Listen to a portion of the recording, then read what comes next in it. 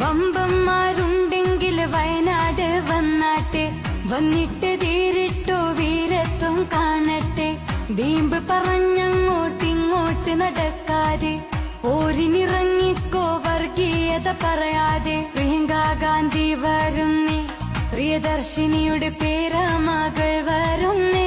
വയനാടിന്റെ തുടിപ്പും പറഞ്ഞുള്ളൊരു രാഹുൽ ഗാന്ധിയുടെ പ്രിയ സോദരി സാരഥിയായി വന്നു വയനാട്ടിൽ നിന്നാനേ.